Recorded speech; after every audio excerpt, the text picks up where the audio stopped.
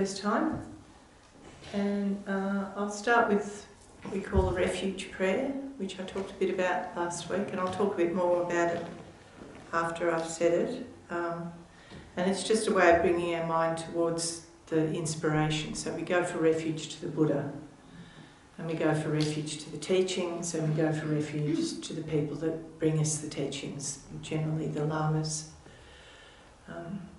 And so there's this sort of, before every practice, every meditation, every teaching, we say this prayer.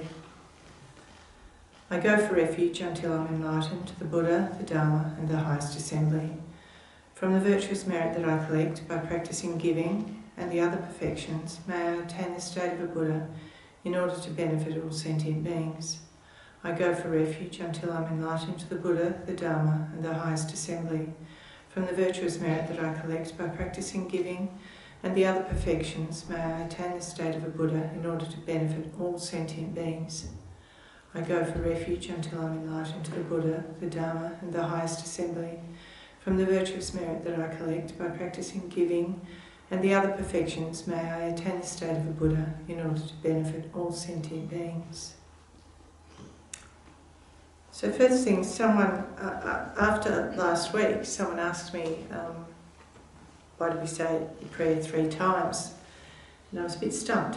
I've only been doing this for 30 years, and I couldn't sort of think why. And sometimes you just sort of do things. But it's this system is really great because it is open to questioning. Everything must be questioned because you've got to kind of make it real in your own heart. So I did a bit of looking into it, and basically it's just by repetition you remember it, and it has more meaning. It was sort of from a couple of sources they sort of talked about that. So you find in this tradition there's a lot of, you repeat things 3 or 7 or 21 times, and basically it's just so that you can imprint it. Rote learning, which seems to have gone out of fashion in school. I'm a school teacher and I've watched our education system kind of become digitised over the last 20 years. And anyway, I digress. So this little prayer, we go for refuge to the Buddha, the Dharma and the Sangha. That's the Buddha who did this, just move this up, figured out how to, basically he became completely blissfully free of all of our normal types of suffering, and then even beyond death, like the suffering, any type of suffering, he took his mind to a place that was beyond, but still walked in the world, and then taught others these practices of meditation. And so everything that he taught was written down in the sutras by his original students. So we have the sutras, and we have what's also referred to as Tantra, and that is teachings that came down throughout the ages from other people that became enlightened, and commentaries on the Buddha's teachings. Some great masters have done commentary on the teachings to try and explain them, to help us to understand as well.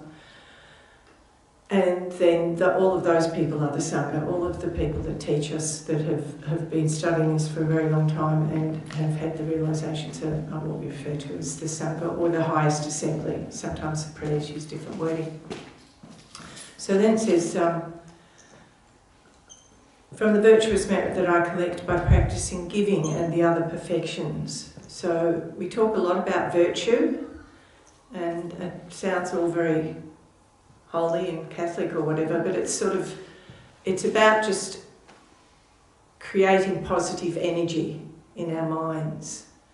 And so that is, any good act is virtue and puts positive imprints into your mind.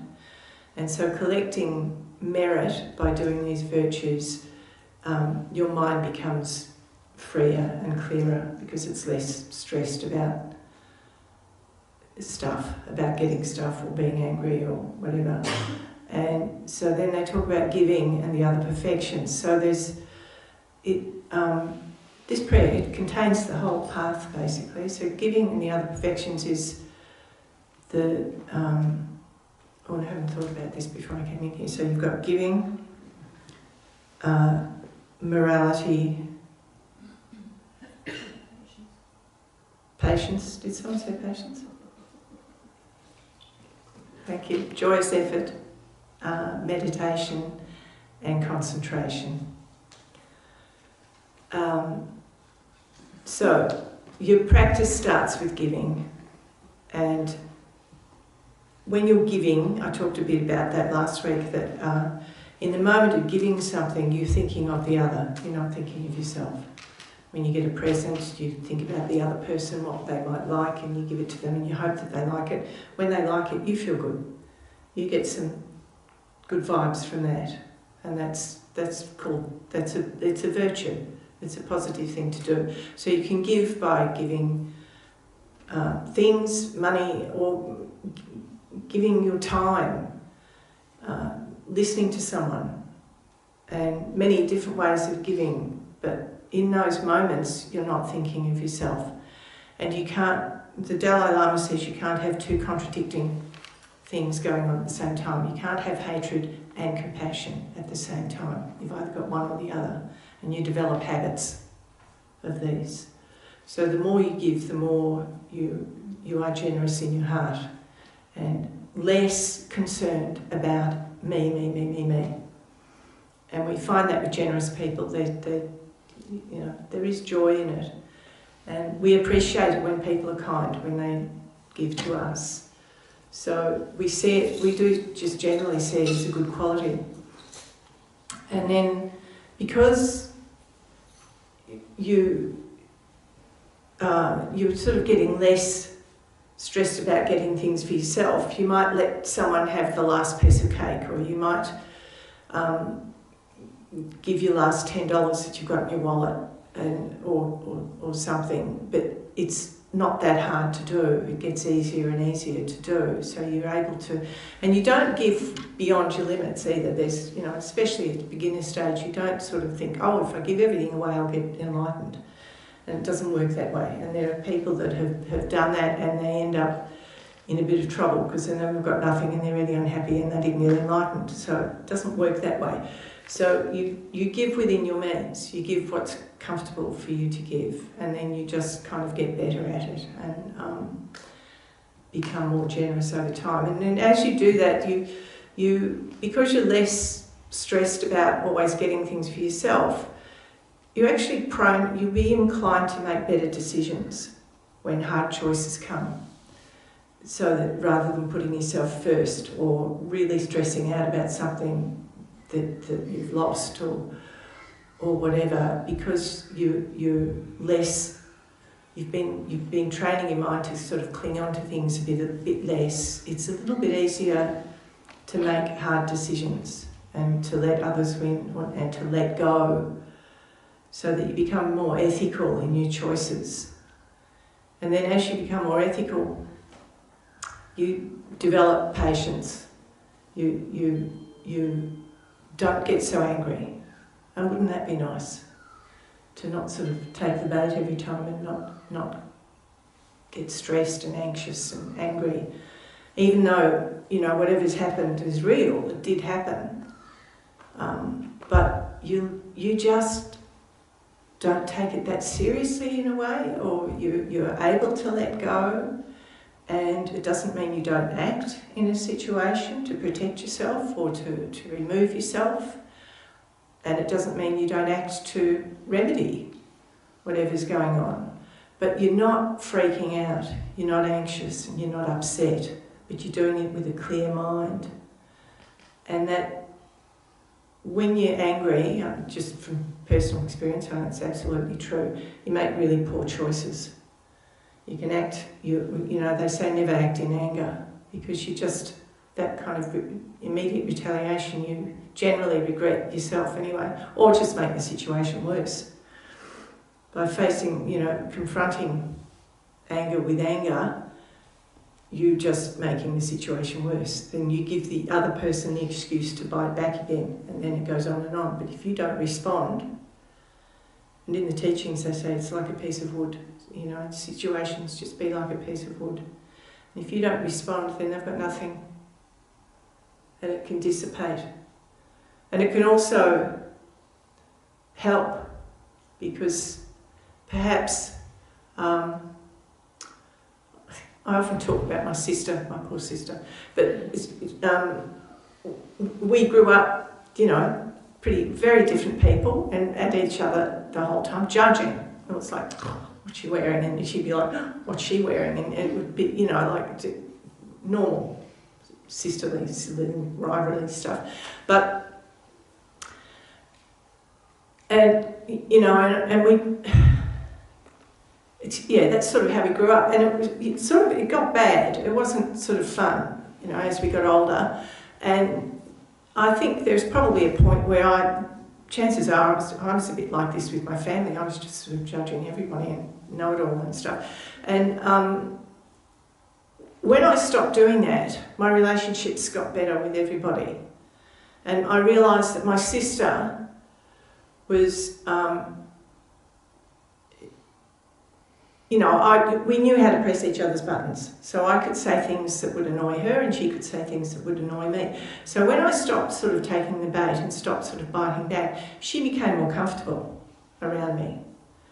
And over time, and I was sort of consciously, when I was learning this stuff, I was sort of aware, and there would be moments where I'd be like, seriously? You know, like, and just don't speak. Let it go, let her have it. And we developed a really good relationship. And we, you know, so for many, many years we've gotten on really, really well. And I'm really thankful for that. She passed away last year. So I'm sort of thankful that I have nice memories with her. But that was because I was trying to be patient. Now, I'm not, you know, taking all credit for this. I think she was probably patient with me as well. But I know from my side, when I didn't buy in, it just felt more comfortable for me. It felt more comfortable for her, and it worked. So you develop this sense of, you know, realising. And when you sort of realise that letting go actually makes life easier, it's easier to let go. It's just the more you do these practices, the easier they become. And it's not like, oh my God, you know, did she really say that? It's not sort of like that. It's like, moving along. And the other side of that is also to develop compassion, because I sort of had these tools that helped me work, and she would have had her own set of tools that she worked through the world with, but I could see her suffering. I could see some of the inappropriate things that she said came from a place that she wasn't really in control. She didn't really know what she was saying, or not aware of the hurt. You know, so then I can develop some sense of compassion for her, because you know, it wasn't good for her to have that level of anxiety herself, that she was kind of stressing about things that she felt that she had to behave the way she did. So, and I know that for myself, that I've often been driven by, you know, it's deep psychology, childhood, or whatever. But you're often driven by forces that you're not even aware of. So I'm going to talk more about this tonight, about sort of anger as a major issue. When you become more aware of your own mind and how it's sort of reacting to things, and understanding how damaging it is for yourself and for others, just that awareness helps you to be more inclined not to do it, or to sort of want to you know, find other ways of working in the world. And so you develop this sense of patience that isn't about just gritting your teeth. and thinking, well, I've got to be patient to get through this. You just develop this sense of being able to cruise, even though what's happening around you is sort of not fun, but you can sort of cruise through it. And the Lamas often talk about some of their situations. Geshe Dogus talked about climbing over the mountains when he was leaving Tibet. They left basically with the clothes on their backs, and he would talk about some of the situations where some of the monks were really, they were really sort of freaking out, but he sort of said, my mind was fine. And he doesn't talk about it in an arrogant way, he just says he's in these situations and my mind was completely clear. He was starving, he was dying, I think he was shot at, but he says my mind was fine. So, that sort of shows you the extreme that you can go to, I think. And there were times he was very, very sick. A lot of the Lamas got very sick when they got to India because of all the diseases and stuff, and it was hot, and a lot of them died. And he said he was very, very ill at one stage and lying there, and all the doctors were sort of looking at him and saying, well, this is, not holding much hope. And he knew that he was probably going to die from some, I don't know, what the sort of things that the diphtheria or something pretty serious. And he said my mind was fine. He was fine. So really nice inspiration. So you develop that level of patience would be fantastic. And so when it starts to work a little bit for you, you sort of think, oh, this is really cool. I feel, it's actually helping my life. It's helping my relationships. And everything is about our relationships, really, with our friends, with our family, with strangers. Everything is sort of our daily interactions is with other beings.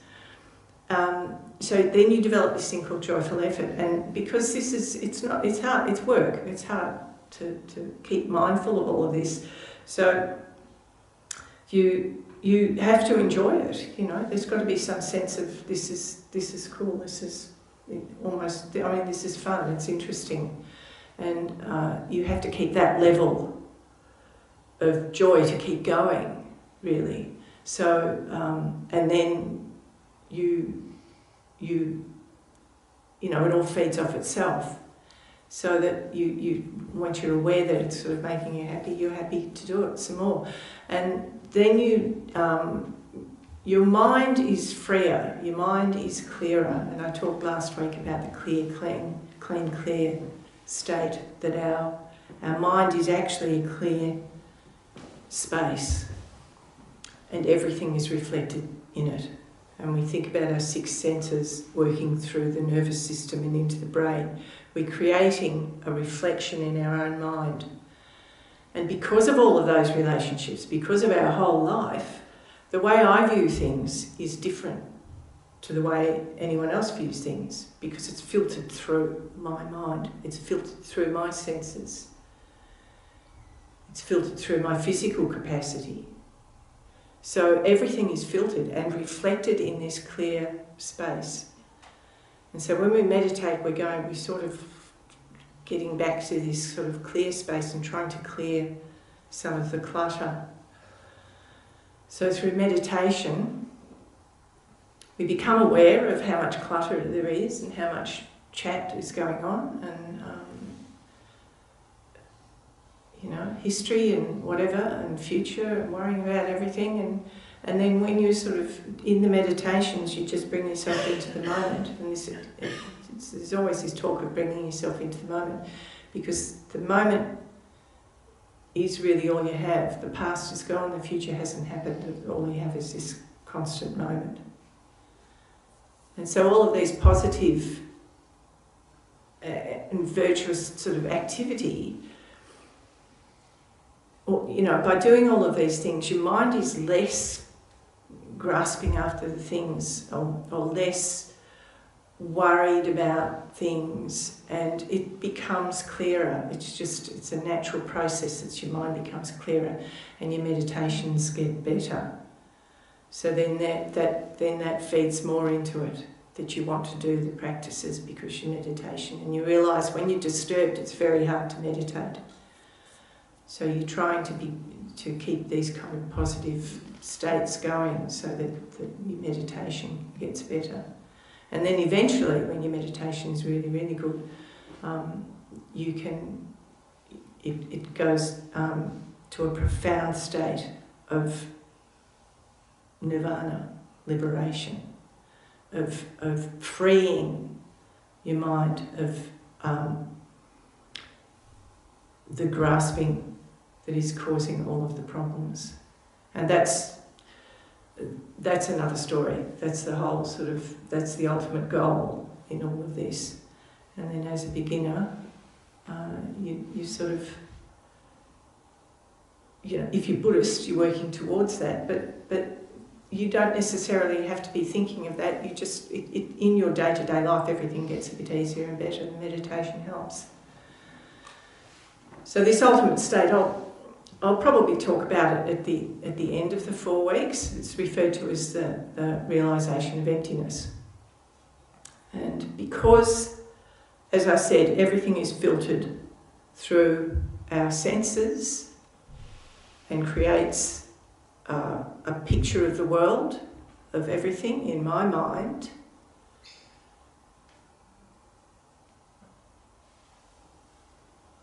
when you sort of deeply understand that nothing exists out there inherently on its own. It only exists as a perception in my mind. And so you start to kind of unpack that. Where does this really unpleasant person exist that is giving me a hard time at work? And then you sort of look for them.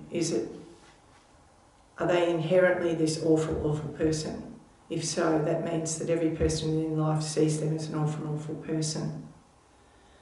And that we know that that's not true. They would have people in their lives that love them and that they care about, and that they're acting through a whole series of behaviours and life experience that have brought them to this point, and their filter is reading in a misguided and deluded way, and they're projecting that out into the world. Does that make sense? Yeah. So everyone's behaviour in a way is a kind of a projection. And that thing of people accusing someone of something and they're completely guilty of it themselves. So it's because it's through their filter that they see the world. And when you're angry, everything's black, so you see everything's really unpleasant. You actually can project your anger. The world is not a good place. And I was listening to Lama Yeshe. I talked a bit about him talking about karma, and so he's explaining karma is not this kind of mystical religious thing, and it's we bandy it about a lot, and I think it's really cool that these days everybody understands karma, and young people, kids in schools know what you're talking about when you say karma, but it is misunderstood. Instant karma, they say. Instant karma. Instant karma, that's right. Yeah, and we know what that is too. But karma is your mind, is the vibrations in your mind. Karma is the vibrations in your speech, in your actions. And we talk about people's vibes, but you create an imprint in your mind every time you speak, when you act, when you're thinking. It's just your mind. It's all part of your mind. And generally your actions and your speech and your actions are driven by your mind. You have a thought, you speak. You have a thought, you act. It's all driven by your mind. And there is nothing else. It's not some mystical, weird thing that's working out there to pay out everybody's karma. It's your mind's. So that with positive vibrations, positive actions and thoughts and speech, your mind becomes more positive, and that negative actions, your mind becomes more negative, and things become habitual as well. And we know that too, and it's very hard to break habits. So, you know, we have our habits of mind, and it's just like smoking or drinking or drugs. Once people are, you know, it's very hard to stop.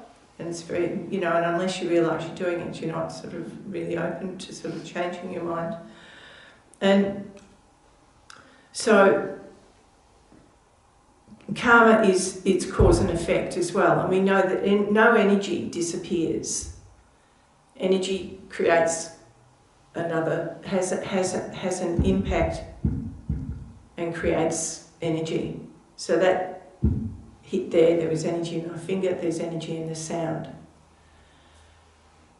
It's never lost. So the energy that you create with your mind is never lost. So all the positive stores of your mind, and at the end of every practice we say what we call a dedication prayer. So every time we do something good, we do a dedication that I might become enlightened in order to benefit everyone else, to actually share, to be able to help others. And that kind of seals that positive karma into your mind. So all your negative energy is never lost either. And when that energy meets certain circumstances, it will explode. And when your positive energy meets certain circumstances, you'll get rewarded. You know, something good will come. The other thing about karma is they say it increases. It's not static. So it just sort of builds over time, so that, and this is, it's kind of depressing, but you know, the result can be greater than the cause. You can sort of build, it's like planting a seed, a tree, you know, a massive gum tree, a massive river oak has come from a seed, or a cutting, or something, and then has just expanded and produced a lot more seeds. So that's habit, and it can become greater, like all your positive habits become bigger and stronger and more beautiful, and you end up being like the Dalai Lama. You know? So there's nothing negative there. It's all pure love and pure compassion. And they're the sort of positive qualities that he, it's just, that's his mind now. I think he talks about when he was younger he got angry, but he doesn't get angry anymore. When he sees what's continuing to happen in his country and to his people, but he doesn't get angry. And he has compassion for the people that are perpetuating all the suffering as well, because he sees their future suffering. He understands that they're acting out of control. They're not in control. They might think they are, but they're not. So there's a thing called, in this system, they have what we call purification practices. So you can actually cut or lessen. You can lessen the strength of the karma on your mind, and you can also actually cut the karmas. You can actually sort of prevent them from ripening. So yeah, so there's sort of all these really positive, beautiful practices that you can do, and they're kind of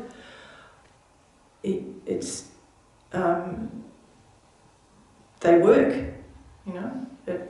It's not a trick. I think they're actually sort of really powerful for helping your mind. So we'll do a bit of a lovely little purification practice at the end. But I thought I'd talk a little bit about the delusions we refer to, which are what cause our stresses in our mind. So the bottom line is attachment. So we have these delusions: attachment, aversion, and ignorance. And from them come pride, jealousy,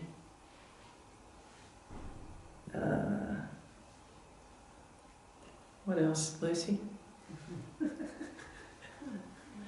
Yeah, just all those sort of really ugly things that we do, the bad negative states of anger, greed, yeah, pride, jealousy, hatred, yeah, envy, yeah. I think envy is not quite as strong as jealousy, and there would be a distinction in the teachings, but yeah, it's not helpful.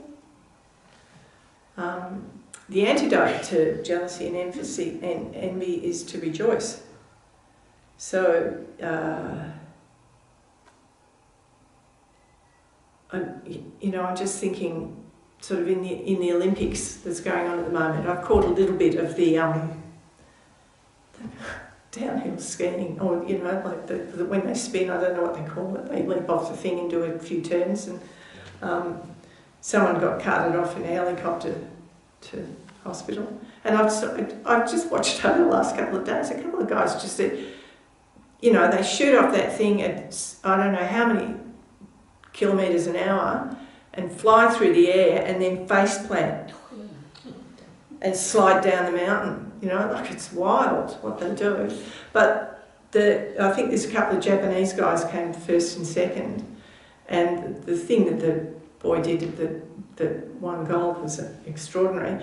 But and then the one who came third was Chinese, and they were up on the podium, and the Chinese boy reached across and he was patting them on the back. He was so happy for these other boys, and I thought it was lovely. And you will see that other people are kind of rejoicing in someone else's success, and that means he's not standing there feeling sulky that, oh damn, I only got bronze. So it's that sort of thing, that is rejoicing in someone else's success, and that's hard sometimes, especially if you're not really keen on the person that got the success. But it's worth practicing. These things, when you start to shift your mind, at first they're really tricky. And then when you've been hearing it, like I said, I've been coming here for over 30 years, I've heard this over and over and over and over and over again. So when a situation arises, I know straight away what I'm supposed to do. Whether I do it or not is another question. But I know that this is a moment for me to practice. So that really, whatever happens is a moment to practice, gives you an opportunity to do something really good for yourself, to advance your own state of mind. So it doesn't matter how bad it is, you can sort of turn it around, and they call it thought transformation. And there are meditations for it as well, where you can turn anything around. So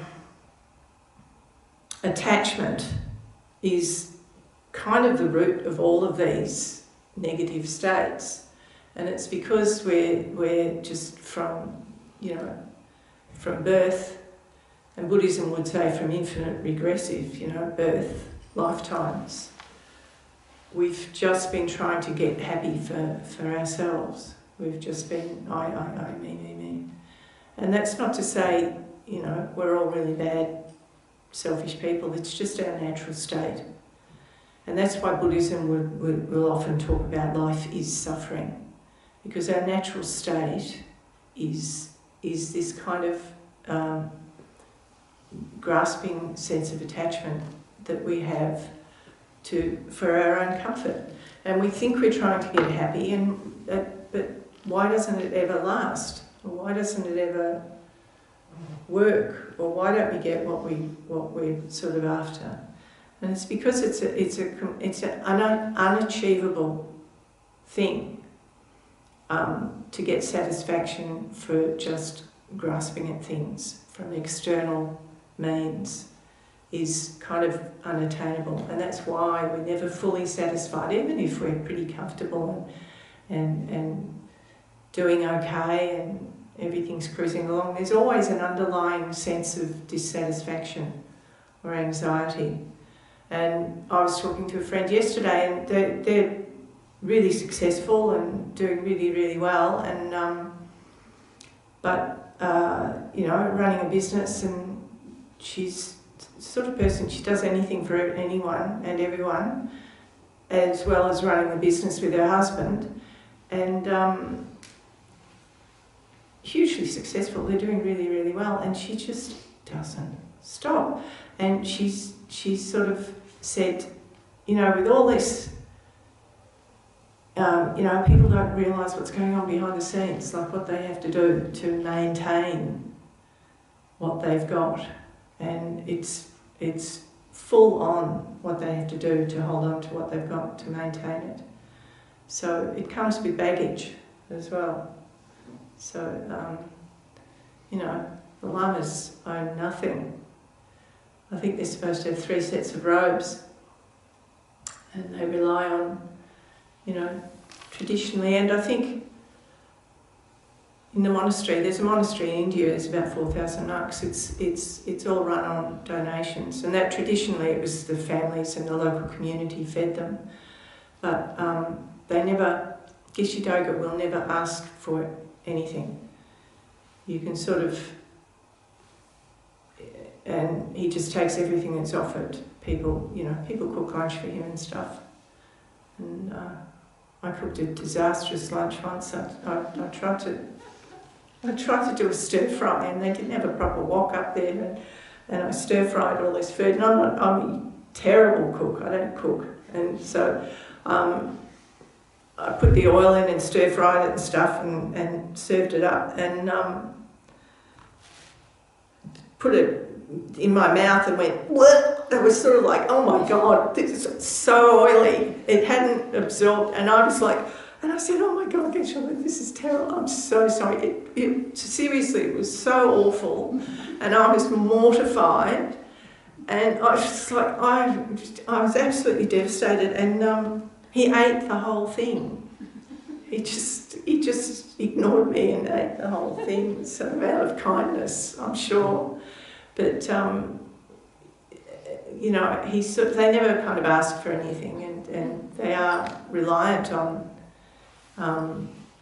us to look after them. But we would, you know, for what we have gained from listening to him over the years, you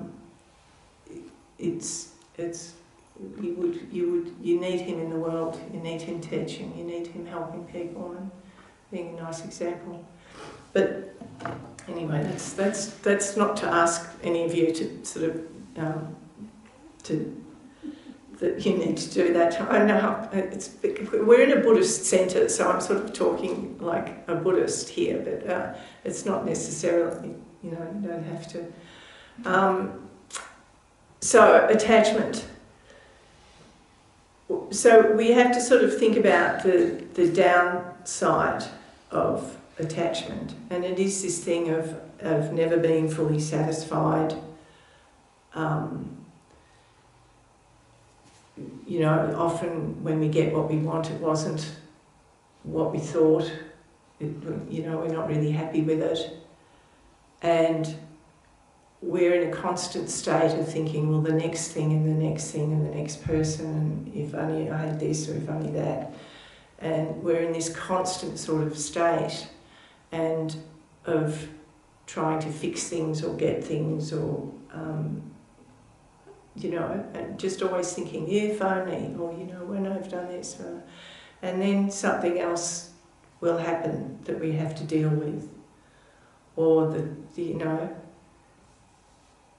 the car breaks down, we need a new one. The relationship breaks down. It's you know, we're constantly sort of dealing with these things, and it's because we think that that's what will make us happy, that we can't handle it when things go wrong. And so the more we sort of think about this, it's just because we're sort of attaching ourselves that, and having unrealistic expectations. The other thing that attachment does is it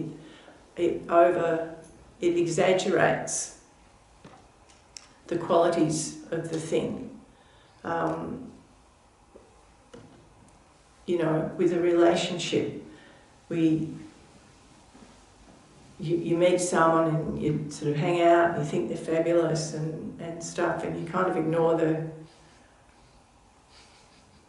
something that might have you'd been a red flag. You sort of ignore it, and then eventually you start to sort of see qualities that you're not so happy with, or they see qualities in you that they're not so happy with. And again, this is projection. It's really, and it's karma ripening. It's very interesting. If you know, I hadn't created the cause, in my own mind, I wouldn't be seeing the world the way I see it. So I created the causes for these things to eventuate. So it's a tricky one, but it's almost like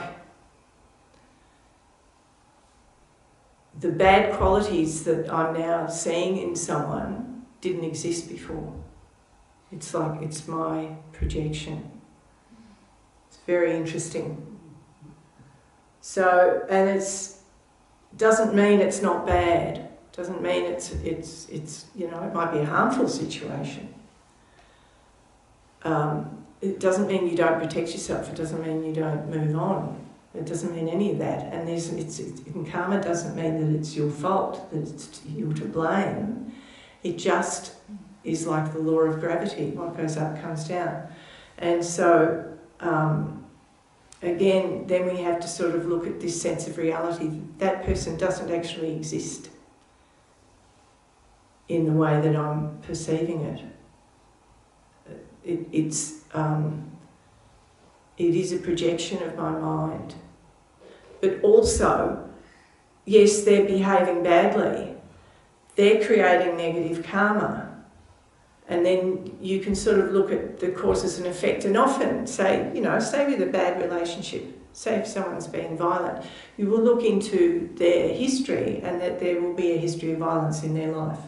It didn't come from nowhere. It came from causes and conditions.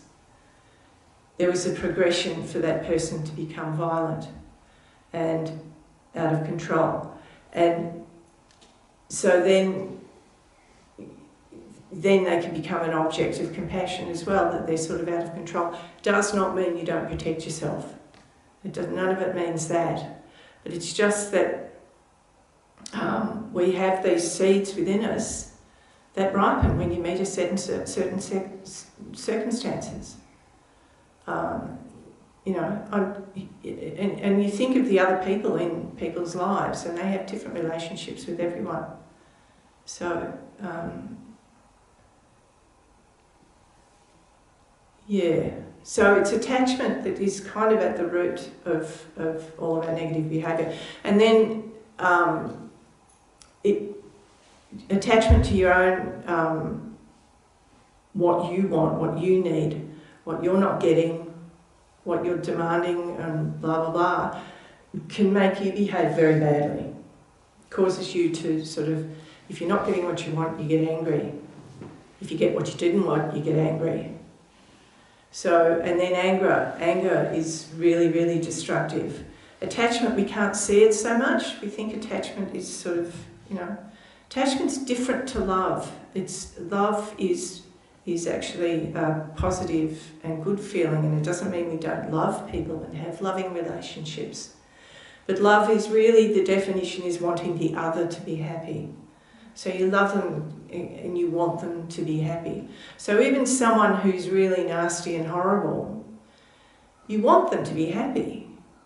Then they wouldn't be nasty and horrible. If they had love in their hearts, if they had patience, if they had kindness, they would be happy. You want that for them. Still doesn't mean you stand in harm's way. You can do it from a distance. I always say, you know, get the hell out of there. But you can still have compassion and still want that person to be happy from a distance, and have real love that you have for all sentient beings. You want all sentient beings to have that level of kindness and love and happiness. And so, you know, if you just want it for yourself, that's pretty selfish. Not accusing you of being selfish, but it's in the teachings. You know, I'm just one being. There are billions of sentient beings out there. They deserve happiness.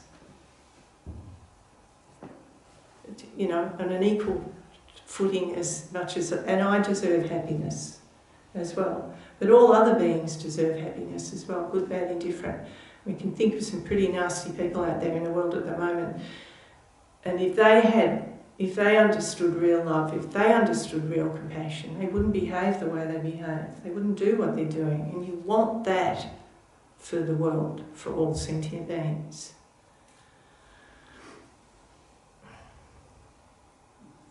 So, yeah, it's attachment that causes us to behave badly. And whenever anyone is behaving really badly, it's because they're attached to their own desires, that they're behaving badly. So then we look at the downside of anger. And I think we all know that it's not good, but it hurts. It does damage to other people. It does damage to yourself. It doesn't achieve anything. There's a sense, and anger is, there was that, showing my age here now, there was a band called Public Image Limited. The singer was from the Sex Pistols, Johnny Rotten. He started another band called Public Image Limited, and he did a song called Anger is an Energy. And it was a great song, but there's this sort of sense that anger is something that you can use. The energy from anger is something that you can use. And Buddhism would say never, not ever. It's just, it will never end well. And if even in, I know as a teacher in school, sometimes they'd say to a child, and I kind of wouldn't step in, but I wouldn't encourage it to go and punch the punching bag for a while. And that's a fairly common thing, go to the gym and punch a punching bag and you'll get your anger out of you. But what you're actually doing is you're kind of saying yes to the anger with your actions. And so it's not actually taking the anger from your mind. It might be a bit of release, but it's sort of, it's not dealing with the anger at its root. It's not really dealing with the anger. So that's interesting too, because you sort of know that go out and do something physical, you can sort of calm down. But if you're doing it in anger, you're just feeding the anger. So Buddhism would say it's never a good thing. Whereas with attachment, you can be attached, you can have desire for good things, for positive things. You can have a desire to really develop real love, to the desire that you want to behave better yourself. You can have a sort of positive sense of desire, and but anger is never good, and just leaves angry seeds in your mind, which seeds are sort of like habits. You just keep feeding it and it gets worse. And unless it's addressed, it just gets worse and worse. And that's the same with all your negativities. Some people are really jealous. I was watching, I just stumble on things sometimes on TV. Maths, which I don't watch, but I did. I thought I'll just watch a little bit of this. And it was just a moment, I'd seen the ad where the dude's sitting there and the girl's going, you've been, they're on their honeymoon apparently, they're already married and they're in some resort, and she's going, you've been looking at that girl all day. Did anyone see that? Yeah. And it was on the ads quite a bit. And so he's just sitting there and you know, there's people walking around and she's going, oh, you know, you've been looking at that girl. You know, you're supposed to be on your honeymoon with me and you're looking at that girl all day and you're just looking at other girls. And when I was sort of watching the ads, I think, oh, isn't he awful? You know, like, it's terrible. He's looking at other girls. He's supposed to just have got married and be on his honeymoon. And then I watched the episode and the guy, he's just sitting there and you sort of don't really know what's going on, and she's just saying, oh, that girl over there, and we never sort of got, the camera didn't pan around or anything, and he's going, I don't know what you're talking about. And she's sort of, you know, and she's going banging on and banging on and banging on, and he's going, seriously, I don't know what you're talking about. And what girl? I wasn't looking at anyone. And then she gets up and storms off, and you hear her talking to the producer or something out the back. And then she comes back and he says, look, why don't we just, you know, turn the switch, pretend like nothing happened, and we'll start talking again. And she goes, okay. So they got their glass of wine. And he tries to sort of change the subject, and she just started again about how it'd be all right if you weren't looking at that other girl. And my mind shifted from, I saw him as really bad in the first place, so that was my projection then, to like, oh my God, the poor guy, and then she's nuts. The guys are laughing, and I thought, oh, she's so, and then I thought, she's really fragile, she's really insecure, she's in too deep with this situation, and she's not handling it.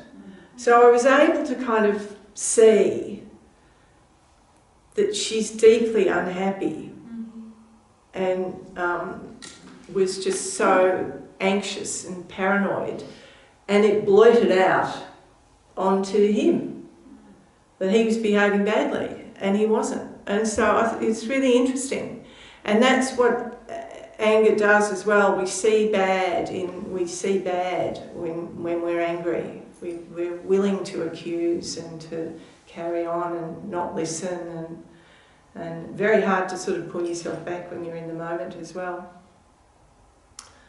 So, hey, can I ask a question? Oh, sorry, yes. So you actually, what would you say would be the best thing to do when you're angry? Just sit with your anger? No. The question was, what would you do when you're angry? Do you sit with your anger? I think the first advice is to not do anything. You know, don't act. And it's really hard, and it takes practice. Doesn't that not like disregard what you're feeling though? No. There is a sort of a difference. You can absolutely acknowledge that I'm really upset. Yes. I'm really angry, but I need to go and work with this. I need to remove myself, and then I will need to think about this and try and figure out what was triggered in me that made me so angry, and then try and figure out where they're coming from, what the situation was. We're not often aware of what's going on when we're triggered. And I've been thinking about this a lot during the week because I was having to come here and talk about this. How do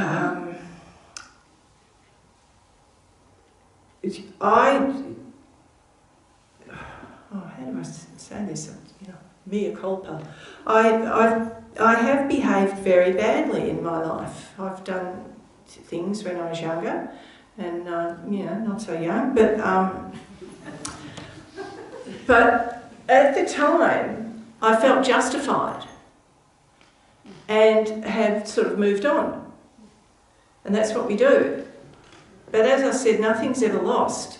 It's always in there.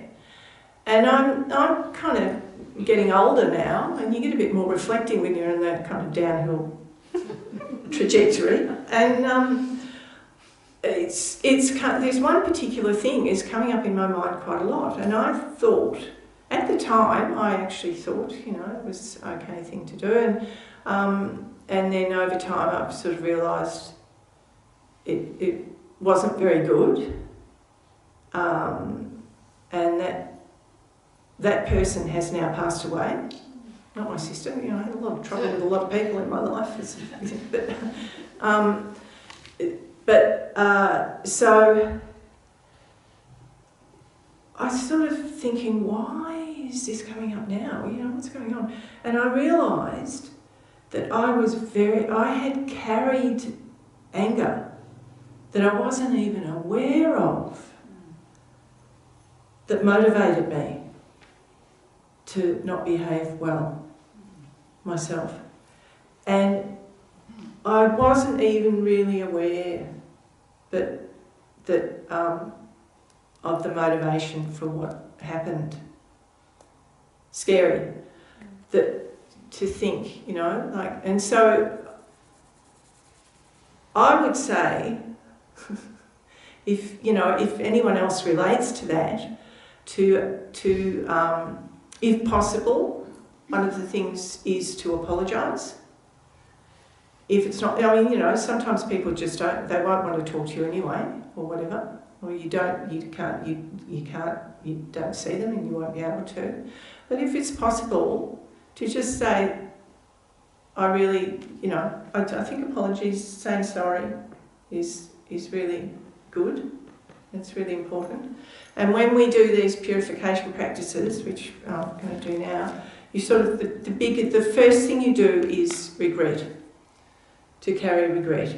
And now, because that person's no longer here and I can't do anything at that level, the purification practice, they say you can purify anything. So I can work on my mind, and by being sincerely sorry, I can kind of free myself of I suppose, guilt. But guilt's not a healthy state. In Tibetan there is no word, guilt. They don't have guilt. They just have karma. So you work with your karma. So by trying to do the purification practices and being sincerely sorry and thinking, you know, I actually really want to purify my mind. I'll never behave like that again. And I hope that no other being ever has to, you know, ever does this or suffers at this level. And I'll do this for all beings. You know, you go through this process of regret and then purification. And they say there's nothing that can't be purified, even killing someone. You know, if there's regret and sincere desire, you know, that's a real desire for purification and for not even forgiveness, because it's not about forgiveness as such. It's just karma. So we're running out of time, so I'll get into this now. It's terrible how things come up in your mind as you're getting older. It just all starts coming back to you. So.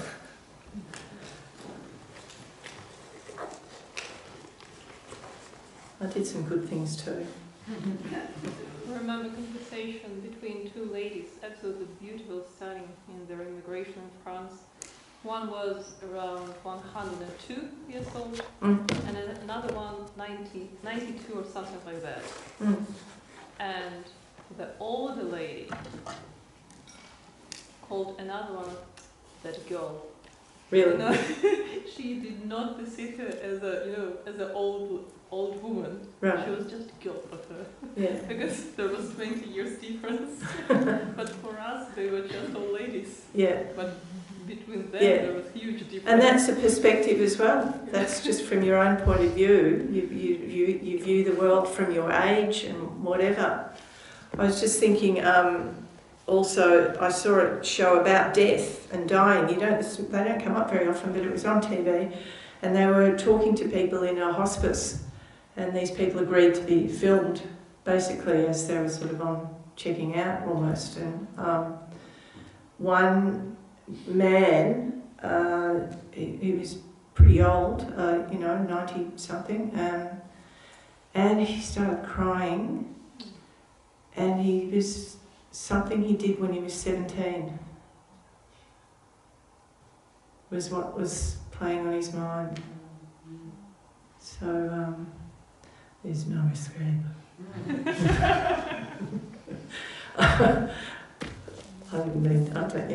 He will do some purification. And by really, like, it's this, we're all there, it's all the same. It's, it's nobody, we've all got regrets. And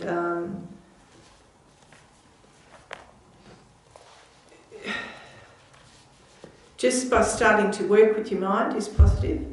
Anything that you do, sort of, when you're thinking of others, is positive.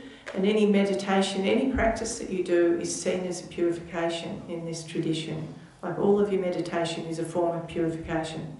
So the more you sort of clear your mind of your negative stuff, the happier you become.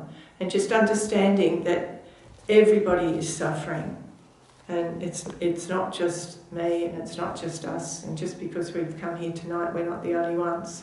And you look out into the world and you start to realise that everybody, every being, every animal, every insect is sort of at this level, so that we're trying to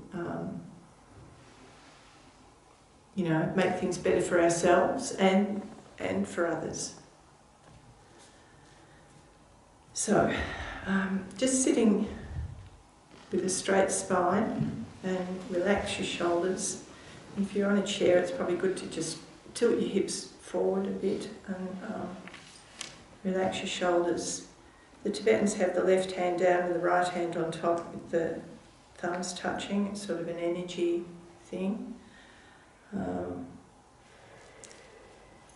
just lightly close your eyes. The lips just slightly touching, and the tongue at the top of the palate, behind the teeth. And we just take a deep breath in through the nose, and then out through pursed lips. And relax, and bringing the mind inwards. Letting go of any thoughts.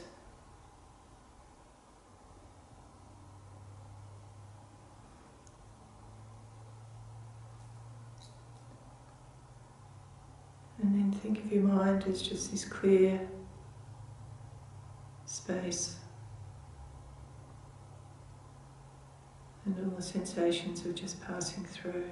The thoughts are just passing through this clear, clean, clear space.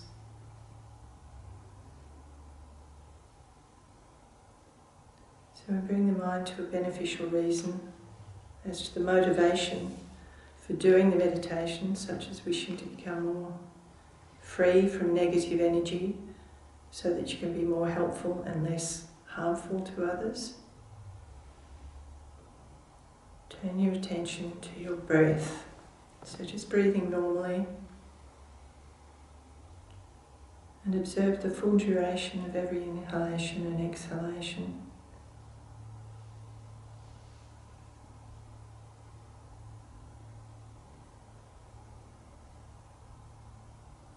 Just focusing in on the breath. Letting go of everything else.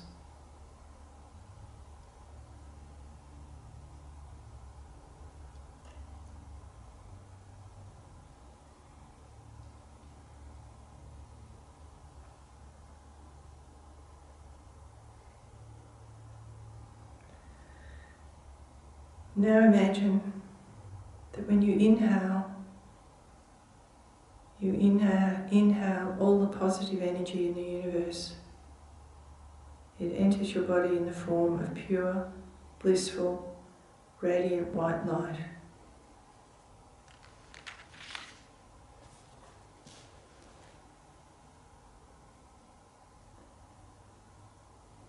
And this positive energy is all of the love and compassion and kindness. Breathing in and breathing it into every part of your body, filling every cell and atom and making you relaxed, light and blissful.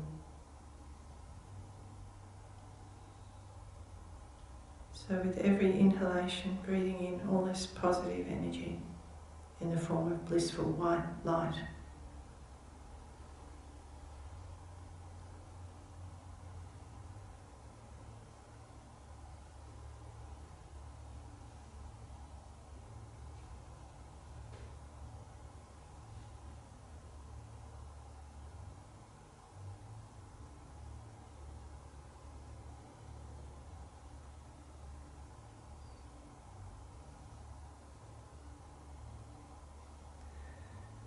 Then you begin to breathe out dark smoke with every exhalation.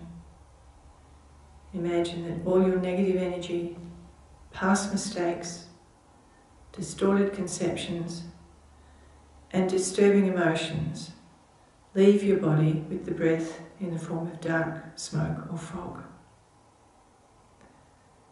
This smoke goes out into space where it disappears completely. Completely disappears, becoming non-existent.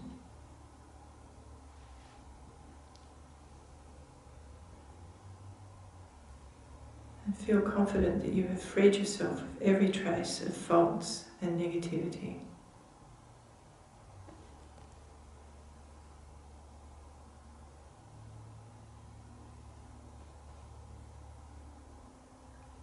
Concentrate on this experience.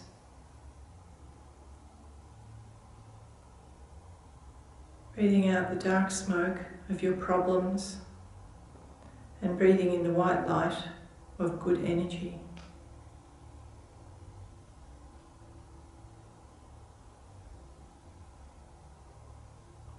When you're distracted by thoughts or other experiences, simply observe them without reacting or getting involved. You can also transform these distractions into dark smoke and breathe them out into oblivion.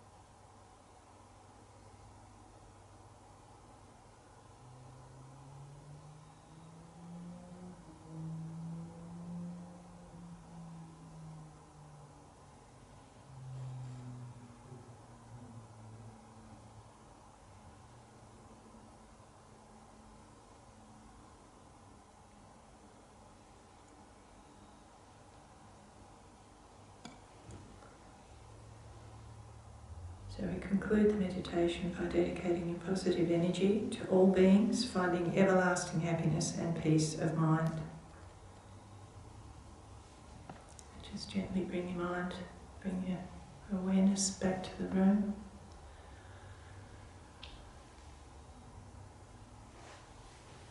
So I'd like to also qualify what I was saying about regret. I think, like when I think about the things that I did were not so good, I with these practices, it's not heavy. I don't go around thinking, oh my God, I'm a terrible person, you know, and I don't want you to think like that, because it's not like that. You don't think, oh, I'm bad, I did this terrible thing, oh my God, I can't fix it, and it's not like that. And I'm not feeling like that about the things I did. I know I did them and I regret them, and I do my meditations and try to be positive.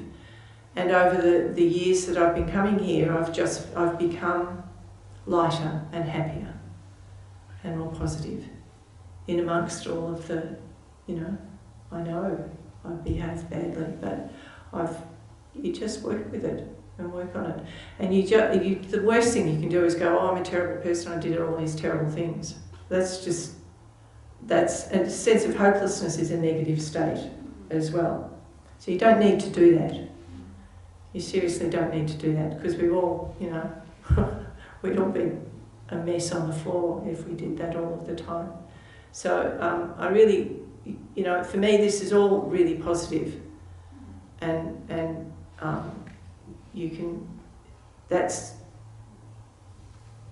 what that's my takeaway from all of this, is that.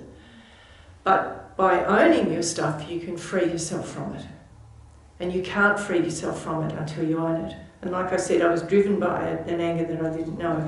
I need, once I've realised that, I've sort of realised, I can free myself of that, and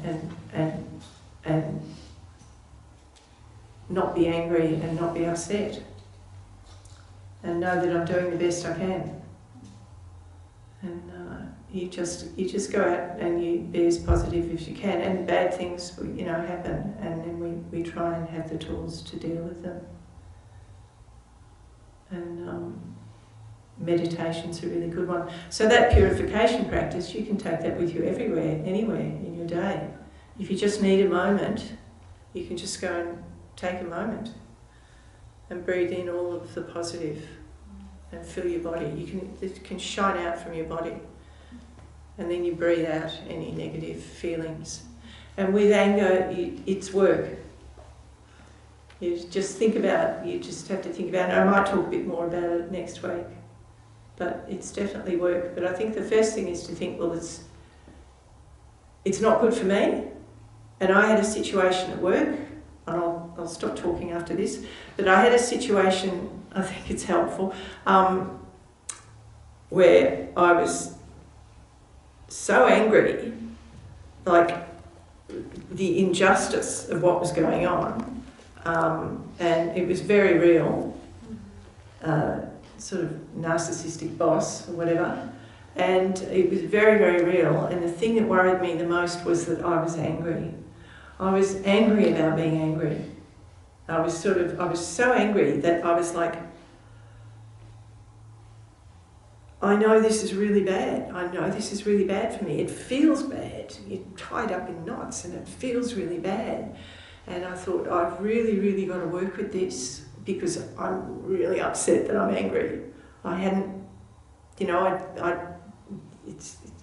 after all these years, it can still get you. But I have worked with it, and I have learnt a lot through just sort of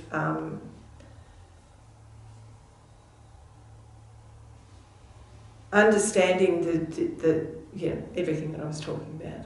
But it was the anger itself that was the most upsetting thing. It wasn't even the other person. It was that I was in this state that I actually was like, man, I've got to do work with this. And the thing is, those really, really difficult situations, if you do all of the thinking and reading and work with it, they're really powerful, because nothing can touch you then. If you can actually sort of work with it, you become a bit bulletproof, in a way, you know. And so I'm not angry anymore. I'm actually not angry at these people anymore after, you know, so, which is really cool.